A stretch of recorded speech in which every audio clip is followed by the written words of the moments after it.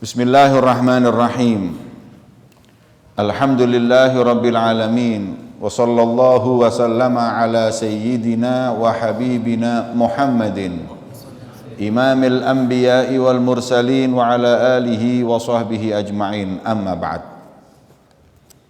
Masih kita mengkaji tentang akhlaqus salaf, akhlaknya para salaf, yang diantaranya adalah mereka memiliki angan-angan yang pendek, tidak punya penyakit angan-angan yang panjang, impian yang terlalu panjang. Hingga diriwayatkan bahwa Sayyiduna Daud At-Ta'i, beliau berkata, barang siapa yang melazimi penyakit tolul amal, panjang angan-angan, pasti lupa beramal. Sebagaimana dikatakan man tola amaluhu sa'a amaluhu, orang yang panjang angan-angannya amalnya buruk.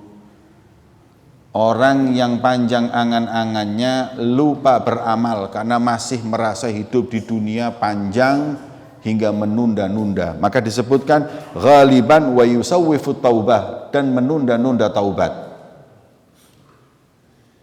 Menunda-nunda taubat. Karena dia enggak ingat mati, wis engko sik taubati. Kalau orang itu angan-angannya pendek, dia enggak akan menunda amal soleh dan tidak akan pernah menunda taubat karena khawatir dia mati. Maka daripada itu,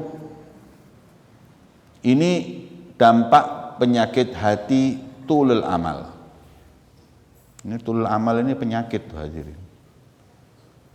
Dan efek sampingnya itu banyak. Bukan cuman terus nunda-nunda taubat, amalnya jadi buruk. Orang kalau ingat mati itu kan mau maksiat mikir.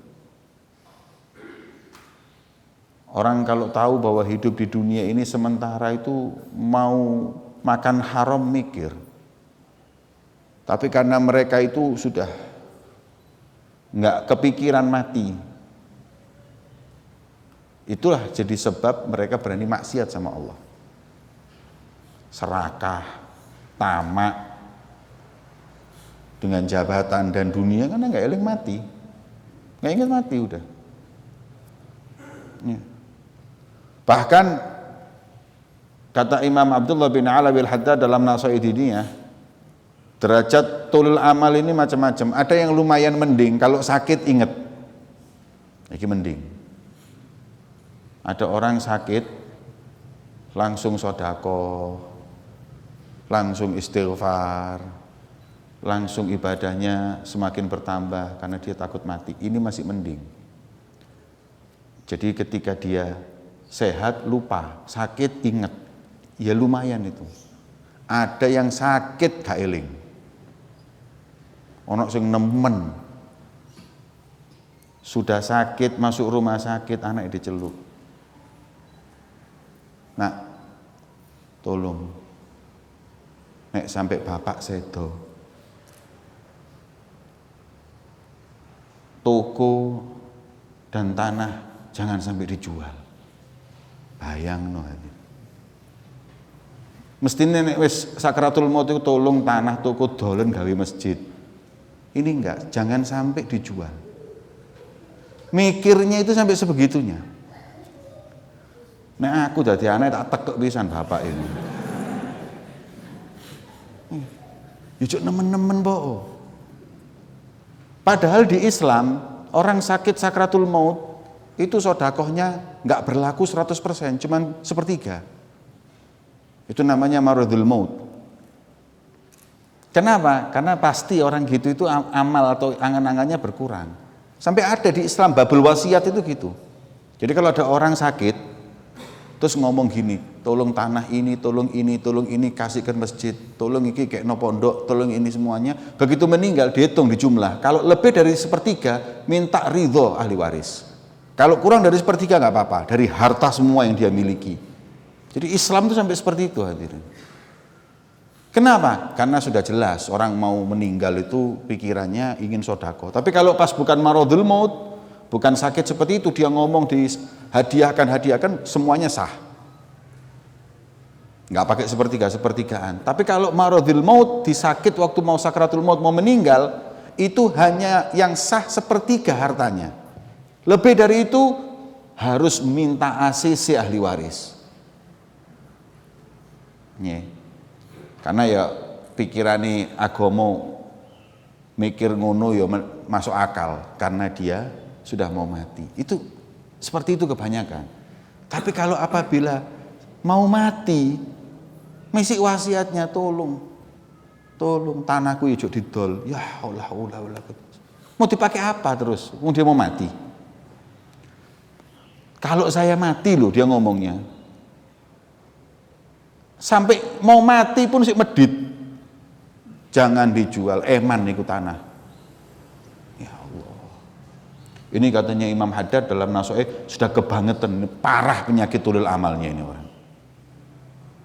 Ya. Maka itu kalau orang ingat mati, itu amalnya pasti soleh dan dia nggak pernah menunda taubat. Sebagaimana perkataan Sayyidina Syekh Abu Bakar bin Salim, beliau mengatakan la turhi fi'la salihati ila ghad la'alal ghad ya'tik wa anta fil lahad. La turhi, jangan undur-undur amal-amal soleh itu ke hari esok, karena kemungkinan esok itu datang kepadamu dan kau sudah ada di liang lahat. Makanya para sahabat Nabi itu nggak pernah ngundur-ngundur amal soleh, nggak pernah ngundur-ngundur amal soleh. Kalau sudah yang namanya urusan akhirat didahulukan, urusan dunia nanti. Prioritas itu amal soleh. Itu sampai seperti itu mereka, hebat. Kalau sudah adzan maghrib, adzan isya, Allahu Akbar, Rasulullah itu kalau sudah adzan mendahulukan, memprioritaskan akhirat, sampai kayak nggak kenal sama istrinya Sayyidatuna Aisyah. Kata Sayyidatuna Aisyah, Rasulullah kalau sudah dipanggil sholat pergi, saya nggak kenal saya.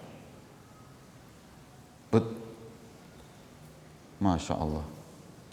Ini prioritas, amal soleh itu prioritas.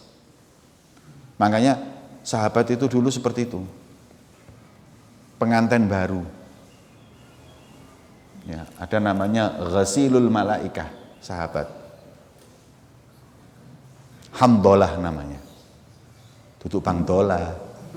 Hamdolah. Sayyiduna Hamdolah ini digelari oleh malaikat dengan Ghasilul Malaikah. Ceritanya begini. Hamdolah itu nikah.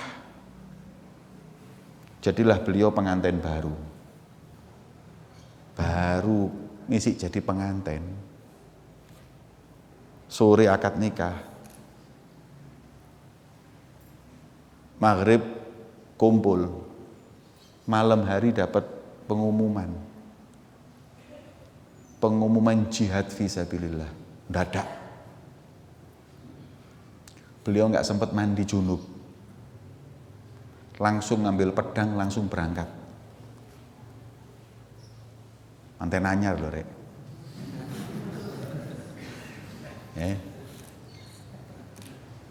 Kon manten anyar gak metu kamar seminggu hari. Iki pengantin baru misi junub, habis kumpul dengan istrinya, ada seruan jihad, itu langsung ngambil pedangnya, ngambil semuanya, langsung keluar. Kata istrinya, sik mandi, gak nutut. Langsung berangkat perang bersama Rasulullah. Berangkat perang bersama, di perang Uhud ini. Ini kejadian di perang Uhud. Makanya sampean kalau ziarah Sayyidina Hamzah, di situ di sebelahnya ada Hamdalah. Di Uhud itu ada kuburannya Sayyidina Hamzah, sebelahnya ada kuburannya Hamdalah. Dan benar, Handalah itu langsung berangkat, langsung jalan kan sampai ke Uhud, paginya perang. Beliau gugur di medan perang, meninggal. Ketika gugur di medan perang, istrinya datang ke Rasulullah. Ya Rasulullah, ustushhida Handalah. Mati syahid suamiku Handalah ya Rasulullah. Kemudian kata Rasulullah, jangan sedih ente. Mati syahid kok sedih? Ini kemuliaan orang meninggal dalam keadaan syahid. Bukan itu ya Rasulullah yang aku pikirkan. Tapi Handalah belum sempat mandi janabah. Kata Rasulullah, ketawa. Aku menyaksikan sendiri. Ketika Handalah itu meninggal di perang Uhud, malaikat datang langsung yang mandiin janabah malaikat. Hah? Iya, aku lihat. Maka sahabat itu dipanggil ghasilul malaikah, sahabat yang dimandiin janabah oleh malaikat. Masya Allah. Coba hadirin, siapa yang gak lagi bahagia pengantin baru ini? Tapi kalau sudah berangkat jihad, berangkat hadirin. Mati-mati. Makanya para sahabat itu mengatakan, para tabi'in, Sayyidina Hasan al-Basri la'allahu yaqul, adraktu qauman ma in adraktumuhum laqultum annahum majanin. Aku ngalami sekelompok orang yang apabila kalian mengalami mereka, zaman mereka, niscaya kalian akan mengatakan mereka orang-orang gila. Sahabat ini gila cinta kepada Allah, mendahulukan Allah dari segalanya. Gak ada kayak sahabat. Tapi yang jadi masalah, wala in adrakukum, yang masalah kalau sahabat mengalami zaman kalian, laqalu annakum munafikun, niscaya mereka akan mengatakan kalian orang-orang munafik. Kok niki Islam apa gak jere? Islam kok diundang nang masjid hayal sholat, sik nerusno ndelok telenovela, sinetron, bal-balan. Nih, Islam apa kok niki? Munafik. Kalau sahabat ngalami zaman kita ini nggak ada yang muslim. Kita dibilang munafik semua. Karena apa? Karena kita prioritaskan dunia daripada amal soleh. Tapi kalau sahabat, amal soleh nomor 1, dunia nomor 10. Nah itu kenapa? Karena mereka tahu bahwa mereka hidup di dunia ini hanya sementara dan mereka tidak pernah menunda amal soleh. Bisa datang kematian kapan saja. Ini yang kita nggak punya. Kita ini terlalu panjang angan-angan. Tapi makanya berupaya. Yang penting kita tahu itu penyakit. Walaupun seumpama kita kena penyakit itu, ya yang penting kita tahu ini penyakit. Jangan sampai penyakit ini dibilang nggak apa-apa. Orang kan harus cita-cita. Wis salah belani. Jangan. Kita nggak bisa ngobati kalau kayak gitu. Ini saya salah, ini kekurangan saya akan berupaya untuk bagaimana senantiasa berpikir bahwa kematian akan datang setiap saat. Wa kana al-Imam al-Hasan al-Basri, beliau berkata, min sya'ni kasiril amal an yadun fi kulli syai'in akalahu annahu la yakhruj min batni la'ala yatil ghasil ba'da mautih. Kapan Anda itu dibilang panjang angan-angan dan kapan Anda dibilang pendek angan-angan?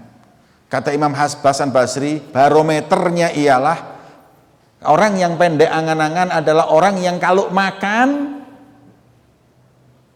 nggak mikir bagaimana ke toilet, tapi mikirnya mungkin yang mengeluarkan adalah pemandi jenazahku nanti. Bukan aku sendiri yang mengeluarkan. Jadi kalau makan belum tentu ini keluar. Tapi mungkin yang mengeluarkan adalah yang mandikan jenazah. Ya. Kan orang kalau mandiin jenazah itu nanti mayitnya suruh duduk, di perutnya ditekan sampai betul-betul kotoran tuh habis keluar. Setelah itu baru diistinja, dibersihin, baru dimandiin. Makanya katanya qasirul amal, makan mikirnya bukan bagaimana mengeluarkan di toilet, tapi mungkin ini belum keluar, pemandi jenazah yang mengeluarkannya. Itu orang qasirul amal. Kalau masih mikir kapan ke toilet, panjang angan-angan. Ono asih mikir. Ini barometer yang diajarkan oleh Imam Hasan al-Basri. Kemudian wa anna ma jama'ahu la yantafi' bihi illa ghairu. Dan kalau dia itu mempunyai aset kekayaan, dia nggak mikir bagaimana nanti aset ini dia nikmati, tapi dia berpikir mungkin anakku yang menikmati. Mungkin anakku yang menikmati. Jadi seperti itu. Karena belum tentu kita sudah ngumpulkan, nggak taunya meninggal, sudah anak yang menikmati. Ya semoga anak yang menikmati itu baik, bisa dibawa kebaikan. Tapi kalau anak yang menikmati nggak baik, kita sudah ngumpulin, modalin harta kita maksiat kepada Allah. Sampai kerja, uang banyak, meninggal kepada ahli waris digawe judi. Sing bandani anakmu judi sapa? Digawe ngombe. Kau dijejeki malaikat di kuburan. Iki lho dosamu ngombe. Lho demi Allah kula mboten nate ngombe malaikat. Kon sing bandani anakmu ngombe kok. Lho aku gak bandani warisanmu iku digawe ngombe anak-anakmu. Lho saya enggak tahu ya enggak bisa. Salah sendiri ngasih bekal anak untuk itu. Ini mau ngomong apa? Makanya diingatkan. Wa mata dhanna khilafa dzalik fa huwa tawilul amal. Barang siapa yang masih memikirkan ketika makan ke toilet, ketika punya uang menikmati, itu orang yang panjang angan-angannya. Pendek adalah pemandi jenazah dan apa harta yang dia miliki buat ahli waris, itu baru pendek angan-angan. Ya. Wa kana Abu Utsman An-Nahdi rahimahullah taala yaqul, umurku 130 tahun. Beliau ini umurnya panjang, 130 tahun. Tapi sampai detik ini, mulai umur saya balik sampai detik ini, angan-anganku nggak pernah berubah. Ya. Tetap seperti dulu. Apa itu? Dari umur 17 tahun saya sangka bahwa besok saya mati. Bukan ketika umur 100 tahun baru nyangka kalau besok mati, enggak. Ketika umur 17 tahun, saya itu masih menyangka bahwa besok saya mati. Mungkin saya besok mati, mungkin saya besok mati, sampai 130 tahun. Angan-angannya tetap. Ya. Fala haula wala quwata illa billahil aliyil azim. Orang-orang dulu itu kan umurnya panjang-panjang hati. Banyak di antara mereka umurnya panjang. Kenapa? Ya mungkin karena enggak banyak yang stres. Ya. Hidup mereka itu nggak pernah stres, yang dipikirin ibadah, terus nggak pernah maksiat sama Allah. Ya. Ada seorang ahli hadis, umurnya itu 130 tahun, yang hebat, matanya masih bisa baca Quran, giginya masih utuh, telinganya masih jelas, orang ngomong jelas, jawabnya jelas, giginya masih utuh. Matanya baca kitab jelas, gak pakai kacamata. Ditanya, wahai imam, hebat loh sampean ini. Orang umur 40 wis kacamatane plus pisan. Umur 40 iku maca gak pati ketok. Saya kemarin ke toko kacamata. Ditanya umurnya berapa? Sekian. Ojo pinro umurku apa sih? Langsung dia tahu 1,5, 1/4 plus buat bacanya. Itu sudah digituin. Orang tuh kadang-kadang sensitif masalah umur. Mbah saya Habib Abu Bakar bin Ahmad Ba'akil itu kalau ditanya umurnya tua 100 tahun lebih beliau tuh. Dan daya ingatnya kuat. Ayah saya pernah cerita, ada pemuda datang, waktu umur beliau 100 tahun itu ada pemuda datang, silaturahim ke kakek saya. Terus kemudian setelah setahun datang lagi. Terus kata kakek saya, kamu kan yang pernah ke sini. Iya betul. Setahun yang lalu saya ke sini. Kata kakek saya, enggak, 10 bulan yang lalu. Bingung wong. Iki umur 100 lho Iling. Aku umur selawe lali. Ya. Lah beliau itu paling nggak suka ditanyai umur. Saya masih ingat kata abah saya dulu. Mbahmu Abu Bakar, kulit ditakoni umur mbek wong. Habib Bakar umurnya berapa? Jawabannya, kon sik mati baru aku. Ya, paling sensitif kalau ditanyai umur nggak mau jawab. Makanya tadi saya ngomong ketika saya ke optik, saya ditanya berapa umurnya? Tit, sensor. Ya. Jadi orang umur sekian itu ini 130 mesti bisa lihat. Kan heran. Ditanya, kok bisa kayak gitu? Jawabannya apa? Hafidtuha fi sighari fa hafidhatni fi kibari. Mataku aku jaga ketika kecil dari maksiat, telingaku dari maksiat, mulutku dari maksiat, maka ketika besar dia yang menjagaku, gantian. Makanya dia yang menjagaku, semuanya utuh. Arek saiki saya ketrotol untuk kabeh pisan. Nggih. Gara-gara di Samsu iku apa ya? Bentul ya. Semua sudah penyakit macam-macam. Ya Allah, kalau orang-orang dulu itu Masya Allah nggak pernah dipakai maksiat tubuhnya, makanya dijaga ketika mereka besar. Kemudian Yahya bin Mu'ad radhiyallahu taala anhu, beliau berkata, ad-dunya mutallaqatuz zuhad. Dunia ini jandanya para zahid. Wis dipegati, dunia iki wis dipegati mbek para zuhad. Sayyidina Ali mengatakan, dia dunia anti talikun thalatha fala raj'ata ba'dahu abada. Wahai dunia, kau aku talak 3, sudah enggak ada rujuk-rujuk lagi. Ya. Dunia ini mutallaqatun la tanqadi iddatuha minhum abadan. Kalau sudah ditalak 3, iddahnya sudah enggak ada, sudah percuma. Karena enggak akan merujuk lagi. Wa kullu man talaqa dunya tazawwajatul ukhra 'alal fawr. Barang siapa yang langsung mentalak dunia, dinikahi oleh akhirat. Kalau Syekh Abu Bakar bin Salim, beliau mengatakan ad-dunya bintul akhirah. Dunia anak putrinya akhirat. Barang siapa yang nikah anaknya, haram untuknya ibunya. Kon iso Arabi anak sak ibuke pisan. Nggak bisa kan? Kalau sudah nikah sama anak, ibunya nggak boleh dinikahi. Nah ini dunia ini anak putrinya akhirat. Kalau kalian nikah dengan dunia, nggak bisa engkau menikahi ibunya, yaitu akhirat. Ini dikatakan sama. Barang siapa yang mentalak dunia, nikah langsung. Nggak saya, nggak sampean, nggak semuanya, nggak ulamanya, nggak soleh, semua punya angan-angan. Masih itu manusiawi. Hanya semua itu ada makomnya, semua itu ada barometernya. Jangan terlalu panjang. Semakin panjang semakin jauh dari amal soleh. Itu loh. Ya. Orang punya harta itu bukan berarti dia itu tulil amal, enggak.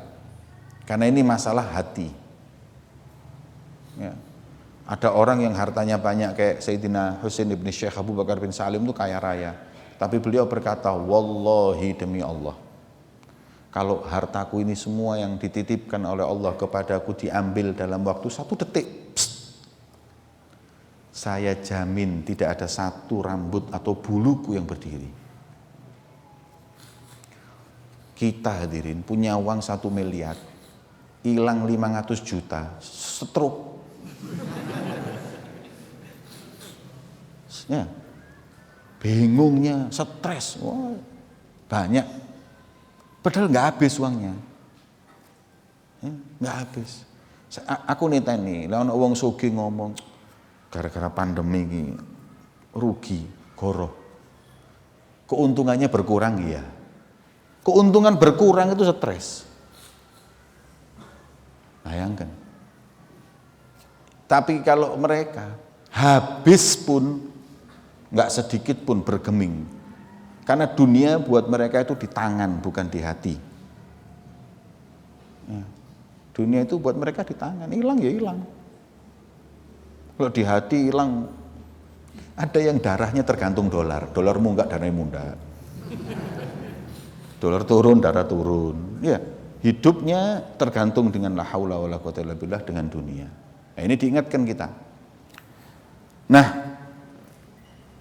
fa'alahum man kana amaluhu nafsan wahidah. Yang paling hebat, orang ini yang top kelasnya Nabi, bahwa kematian itu diingat nafsan wahidan, satu hembusan nafas.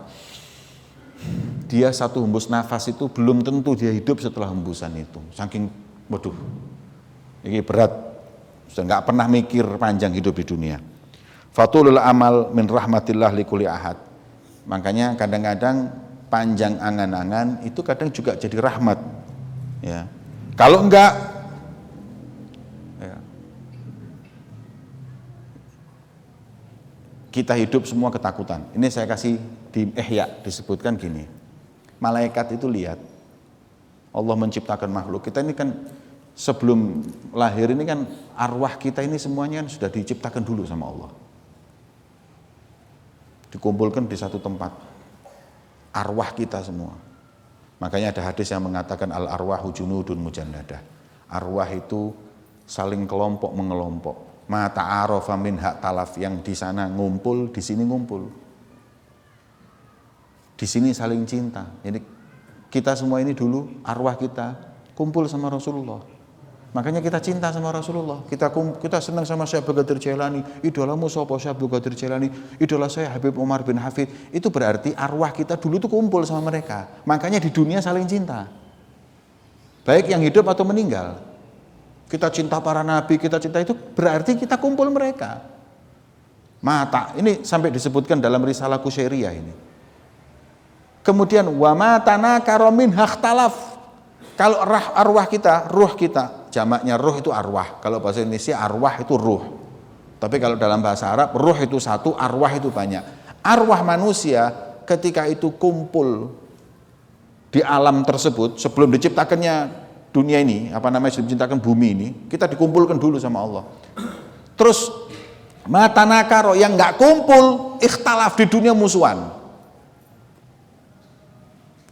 Ruh sampean mbek Fir'aun gak kira kumpul. Gak kumpul, makanya sampean gak seneng mbek Fir'aun. Ya. Kita gak ngumpul. Arwah sampean gak ngumpul mbek Abu Lahab, Abu Jahal, Abu Janda.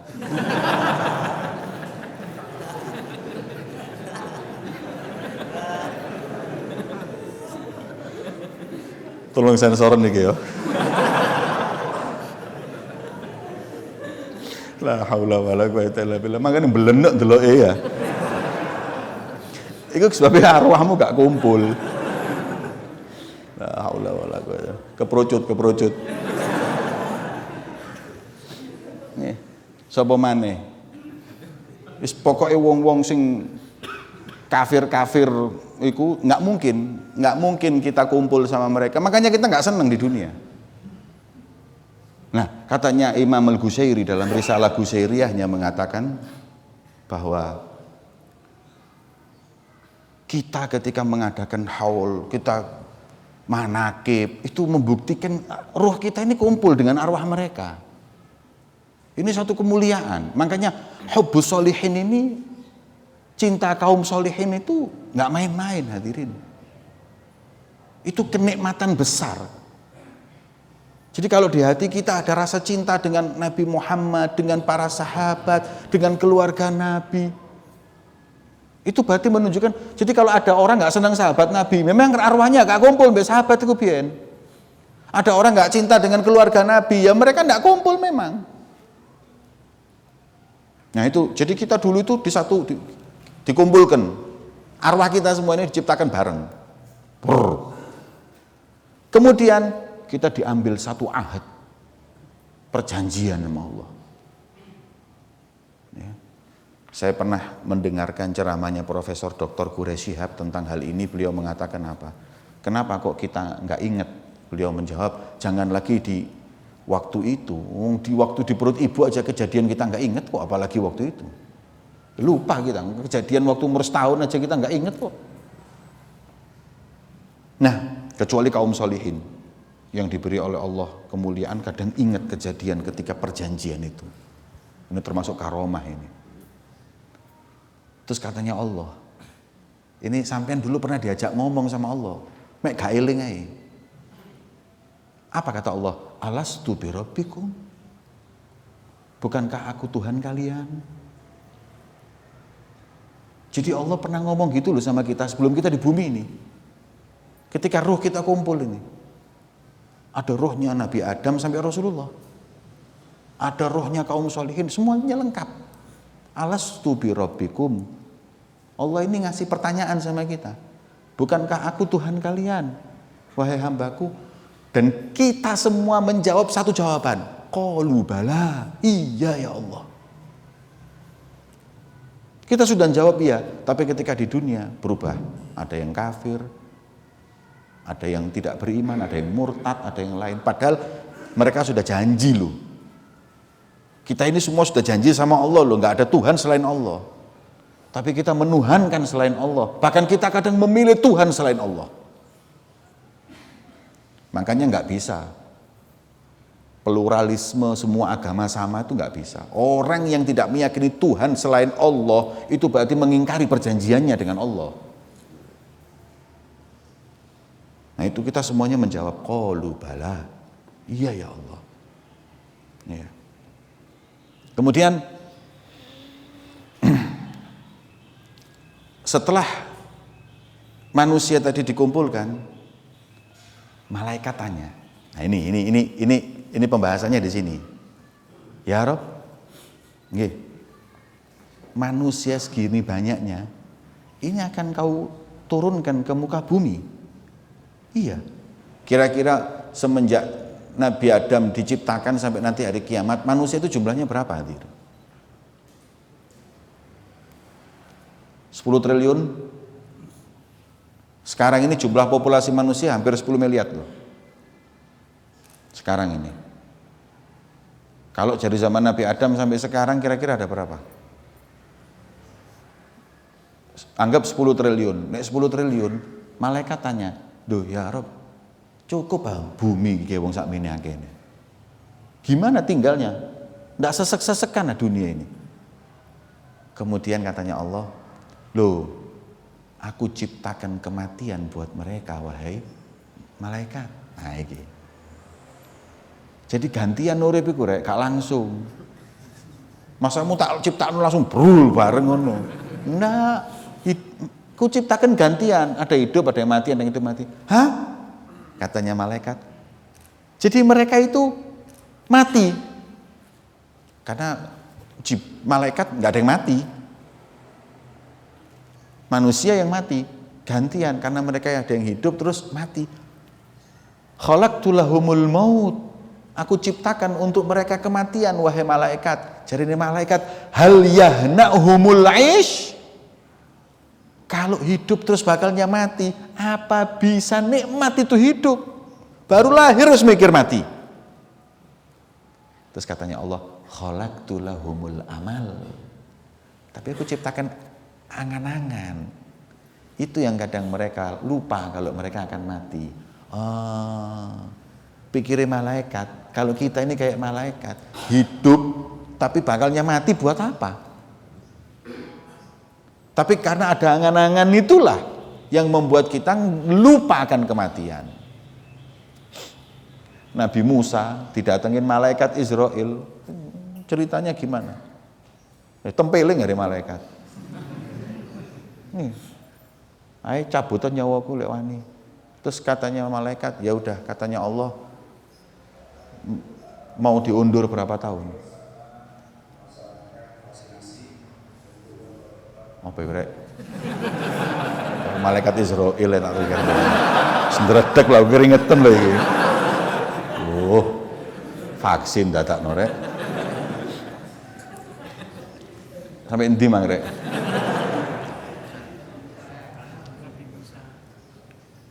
Nabi Musa ditanya, Terus kamu mau hidup berapa tahun lagi Musa?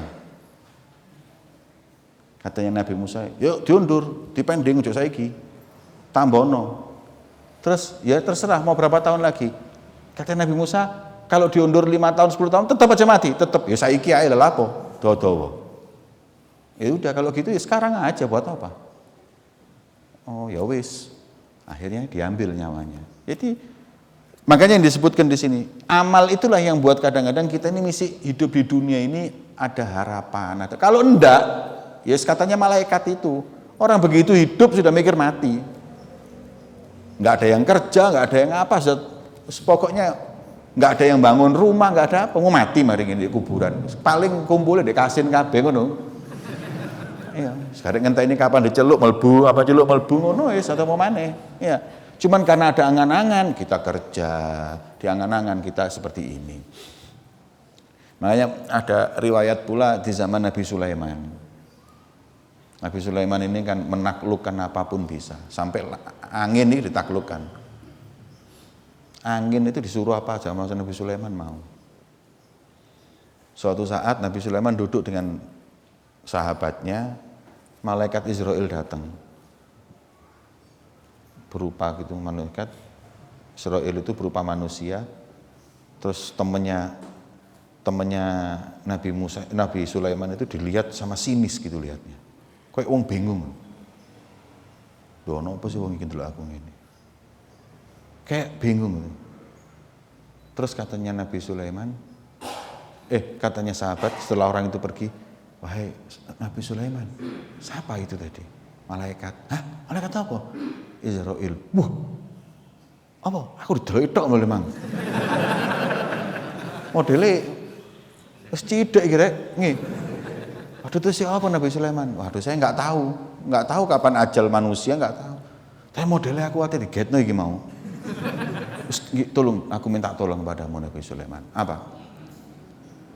Angin suruh bawa aku ke tempat paling jauh di muka bumi ini. Di mana? Kromengan ngono lho.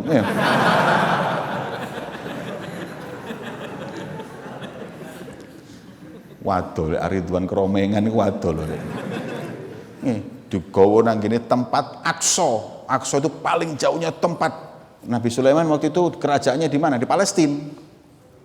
Yang sekarang direbutkan itu kan sampai detik ini kan masih digali kerajaan Nabi Sulaiman itu. Sampai detik ini masih digali. Makanya orang-orang Israel itu ingin memakmurkan lagi kerajaan Sulaiman dan Belgis. Nah, sama Nabi Sulaiman dipanggil. Angin. Gawon iki nang ndi nggen sing paling waduh nek dunya. Dilebokno nang gene guwa. Wis enggak tahu tuh berapa ribu kilometer dibawa. Dalam waktu 1 menit nyampe mungkin. Singitan dek kono. Waduh lek ditelok di GPS, waduh lek. Palestina mbek kene wis mentok. Begitu nyampe di gua, malaikat Israel wis di kono. Lho kan lapor ini jare. Loh, ya mau nyabut nyawamu. Lah Allah, aku serene ado-ado mbok cabut nyawamu. Kata malaikat, lah ya iku aku bingung. Katanya Allah, surat perintah untuk nyabut nyawamu itu di sini. Tapi waktu 1 menit yang lalu saya di Palestina, kok lihat sampean di situ, makanya saya bingung kok sendek kene wong iki. Iki perintahnya dicabutin ndek kono. Kok saiki sendek kene. Lah Allah, lho ngono lha apa aku ado-ado rene. Jadi datang ke sana untuk dicabut nyawanya malahan. Wes langsung dicabut meninggal dunia. Akhirnya gak jelas kuburannya sampai saiki wis. Kita nggak bisa lari. Qul innal mautal ladzi tafirruna minhu fa innahu mulaqikum. Katakanlah wahai Muhammad, kematian yang engkau lari darinya pasti datang. Nggak bisa kita mengelak atas kematian tersebut, gak iso. Ada orang, saya pernah baca manakibnya Michael Jackson. Michael Jackson itu punya dokter khusus pribadi itu 7. pitu. Pilek tok iku sono dokter dhewe. Lorongnya tok dokter, 7 dokter pribadi. Belum berapa? Belum 50, belum 40 mungkin meninggal. Tonggoku gak tahu nang dokter, 80 gak mati-mati akhirnya. Gak bisa sudah. Siapa yang mau ngingkari kematian? Tambah justru ditakuti ya atas kematian tersebut. Tambah akhirnya was-was, tambah akhirnya stres, tambah cepat mati. Kayak corona ini, sing kuweden corona lak ngono. Tambah ambial di sini wis amblas wis. Yes, dihadapi mau diapakan. Ya kita semuanya pokoknya jaga-jaga agar nggak kena corona, tapi kita jangan terlalu takut. Ada di dalam kitab itu disebutkan ada wabah dijak ngomong sama wali Allah. Bu wabah iku apa ya? Be corona ya. Corona, kau nanti ngemplok piro iki? 1.000. Nggak taunya ada 10 juta yang mati. Corona kan janjinya kan mateni 10 tok. Lagi kok sampai sini? Lho sing tak pateni 10. 10.000 iku. Lah sing liyane mati kepeden. Mestinya aku jatahku 10.000 tok. Sing lainnya ketakutan ya mati disiki wis. Iya. Apa meneh lho ketok wong nggih APD. Waduh kayak malaikat Israil ngono. Iya. Jadi apa namanya, jangan ketakutan, ya dihadapi ikhtiar. Ikhtiarnya apa? Macam-macam. Gawe napa? Gawe cadar. Gawe apa? Masker. Semprot-semprot niki napa? Hand sanitizer. Kan liyane ta bahasa sing gampang titik ngono. Semprotan alkohol iki lho. Ya. Atau vaksin bagi yang meyakininya. Anda kalau yakin dengan vaksin ya vaksin aja nggak apa-apa.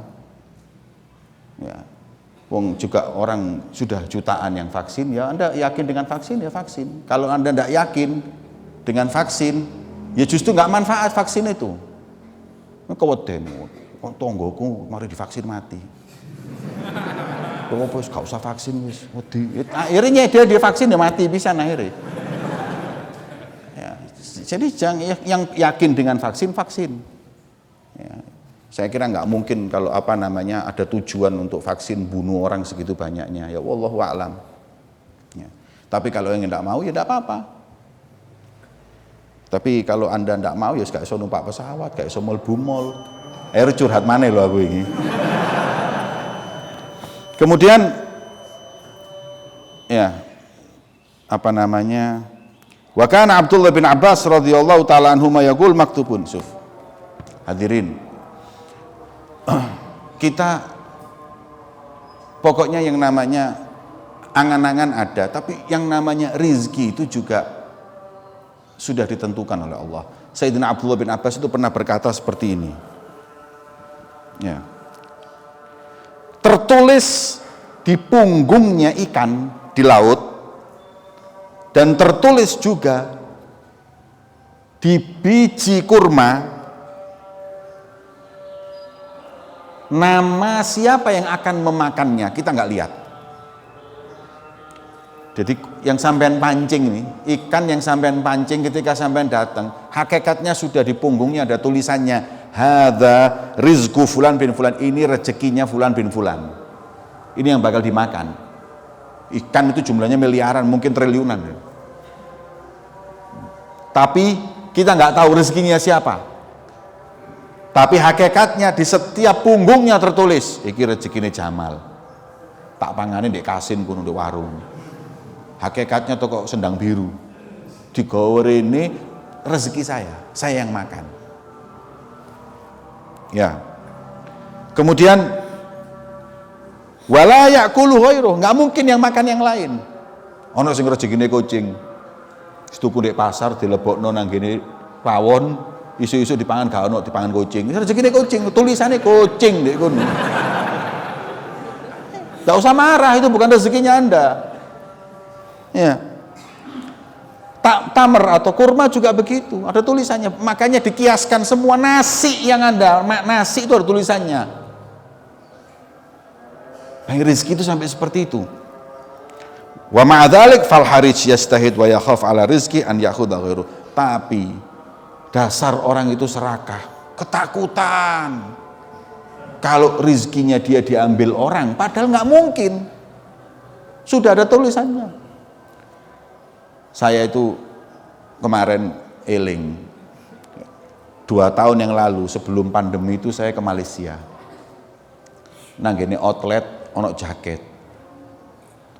Iku biyen timbanganku sih rodok lemu rek. Saya beli jaket itu. Setelah saya beli, harganya masih utuh. Saya taruh di lemari tak eman-eman, rodok larang regone 1 juta lebih. Roh aku larang itu kelambi. Makanya kon lengei aku jadi titik, itu kelambi gak cukup. Nih. Beli baju mahal. Wapi ngono jaket. Tak simpen pulang dari Malaysia pandemi, saya masih ingat. Pandemi nganggur olahraga. Turun saya 20 kilo. Setelah kemarin saya bersih-bersih baju, eling lu jaket hatiku. Setelah saya buka jaket itu, tak gawe gombor deh, kayak bodoh ngono awake. Akhirnya jaket ini tak lipat, saya kasihkan ponakan saya. Setelah saya pikir-pikir, ya yo, aku iki ado-ado tuku di Malaysia gawe ponakanku duduk gawe aku. Duduk rezekiku wis. Bayangkan. Dia maneman maneh. Ojo digawe. Ngono barang larang kok ngono arek. Iya. Simpen. Akhirnya bukan rezeki. Dipakai. Ini pelajaran buat saya. Ya Allah, ya ngene iki menungso. Iya. Coba tahu waktu itu saya pakai gendeng apa itu aku biyen. Iki gawe ponakanmu lha apa tuh kok larang-larang. Atau 200.000 ambek aku. Nih. Nah dia kok ono 200.000 cukup lah seweneng ponakanku. Ya. Tapi akhirnya memang bukan rezeki saya. Saya ambil, saya beli, saya simpen, nggak bisa, belum saya pakai. Tapi akhirnya punyanya orang. Berarti bukan rezeki saya sudah. Jadi saya cuma belikan ponakan saya. Hakikatnya seperti itu. Yaitu rezeki. Makanya nggak usah khawatir, katanya Imam Abdullah bin Awil al-Haddad, walladzi li ghairik la yasil ilaik walladzi kusim lak hasilun ladaik la yaktsuru hammuk ma quddir yakun. Yang milik orang nggak mungkin akan sampai kepadamu. Jadi nggak usah ngoyo, nggak usah ngerebut. Kalau sudah milik orang lain nggak akan sampai kepadamu. Walladzi kusim lak, tapi kalau itu memang milikmu, siapapun nggak akan pernah bisa merebut dari tanganmu. La yaktsuru hammuk ma quddir yakun. Gak usah dipikir nemen-nemen, sing takdiriku sing terjadi. Ya, seperti itulah hadirin yang dimuliakan oleh Allah Subhanahu wa taala. Nggih. Mugi-mugi kita oleh Allah diberi amal yang tidak panjang hingga selalu beramal soleh dan ingat mati. Amin Allahumma amin. Wa sallallahu ala sayyidina Muhammadin wa ala alihi wasallam. Takmir.